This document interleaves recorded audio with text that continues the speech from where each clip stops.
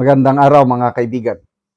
Bigyan natin ng reaction opinion itong post ng ABS-CBN News tungkol ito sa 5 top government officials na na-impeach sa kasaysayan ng ating bansa. 5 opisyal ng Pilipinas ang na-impeach kabilang si Vice President Sara Duterte. Alamin ang kinahinatnan ng mga reklamo laban sa kanila. Okay. So, ang number 1 na na-impeach, si President Joseph Estrada. Na-impeach siya noong November 13, 2000. So, nag-proceed ang trial. Tandang-tanda ko pa yung mga eksena. Ang tumatak sa isipan ko, ang isa sa mga defense lawyer ni President Erap ay yung dating retired Justice Cuevas. Tama ba? Kalimutan ko na, Cuevas. May edad na. Kaya lang, ang galing niyang magsalita. Kaya matanda pati yung mukha niya.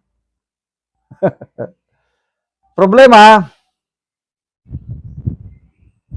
biglang nahinto ang trial, hindi umabot sa butuhan dahil merong brown envelope na parang naglalaman ng ebidensya laban kay Erap tungkol sa huweting ang issue kay Erap, huweting.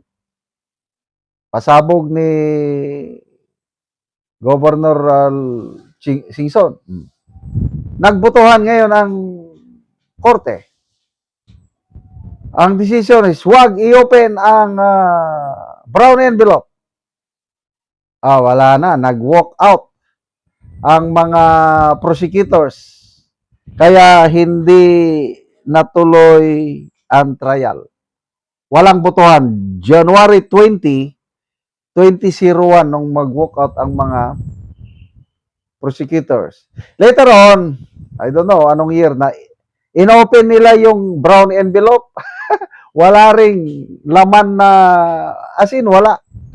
Akala nila kasi may mga ebidensyang mabibigat. Wala naman palang kalaman-laman na insignificant ang laman.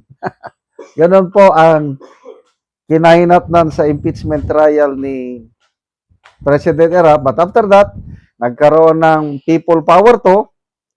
Yun, nagkaisa ang AFP-PNP, General Reyes and General Lacson, nag-withdraw ng support kay Erap, kaya napilitan siyang nag-resign at umupo si VP Arroyo, Macapagal Arroyo as president. And the rest is history.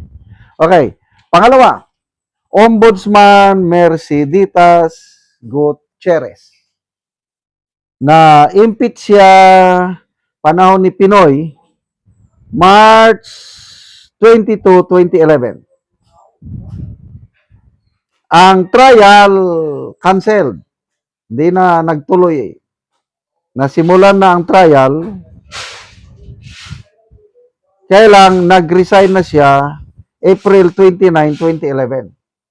Kaya no more impeachment. Pangatlo, CG Corona. Ito, tandang-tanda ko pa, yung mga balitaktakan, impeachment ni CG Corona. December 12, 2011 siya na-impeach, nagtuloy ang trial hanggang nagbotohan, convicted siya noong May 29, 2011. Of the 24 senators, 3 lang ang bumoto sa kanyang acquittal. Defensor Santiago, Joker Arroyo, and Senator Bongbong Marcos. Ayos na ayos pa si BBM nung una eh. Ngayon, sayang. Na iba na. Okay, pangapat. Na-impeach. COMELEC Chairman Andres Bautista, na-impeach siya noong October 11, 2012. Ang trial, wala na. Hindi na nasimulan ang trial dahil nag-resign si Bautista December 31, 2017.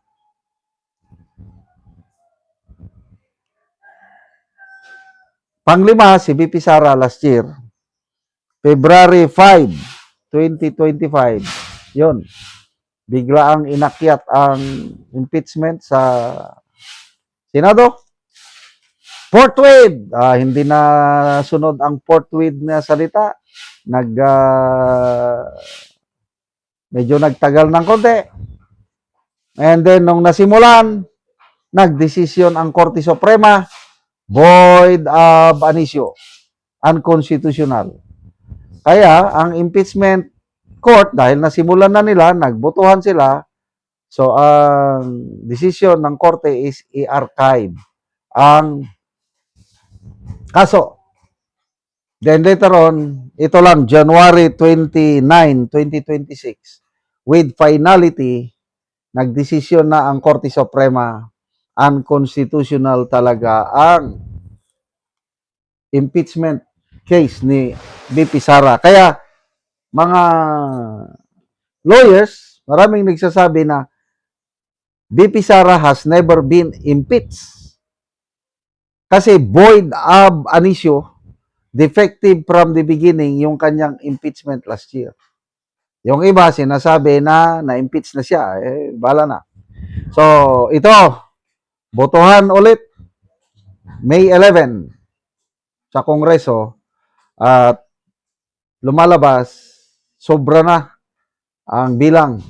106 lang ang kailangan. May 180 na daw, baka aabot pa ng 200. So, be it. Sige, impeach nyo. May lagay na naman yan sa history. May 11, 2026, na-impeach si VP Sara. Tuloy ang trial. So ito, abangan natin, another history. I don't know kung June, July, August, September, mga October siguro.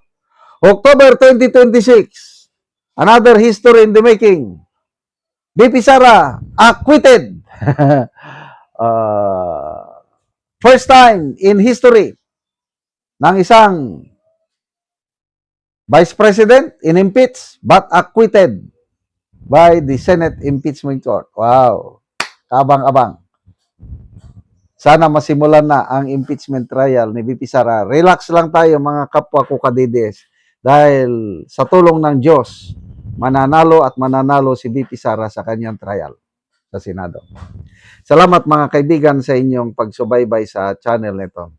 Nakakatulong kayo ng malaki sa tribong Talandig ng Bukidnon dahil ang sweldo natin sa channel nito is pantulong po sa tribo. Namimigay tayo ng libreng yero at pako para makapagpatayo sila ng mas maayos na tirahan. Panoorin niyo ang video nito. Muna ni sila ang natagaan og yero. So muna ni ang gihatag sila nga yero. Salamat kayo sa Ginoo og nahatagan nami og sen makaatop na gyud me. O muna ni sila. Salamat pud kayo sa naghatag. O muna ni ang nahatag sa ila nga yero. So mag-atop na ni sila karon.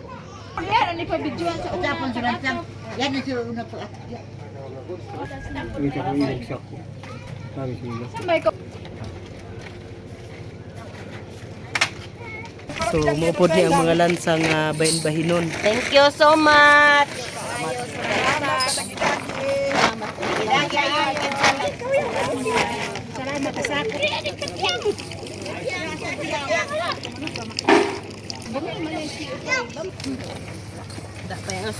Kapinan isa kiping tadaan mga lalima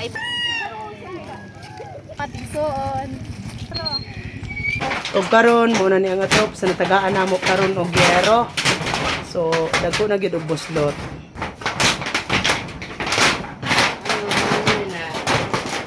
So muna ni ang yero nga gihatag. Nagitabang sa mga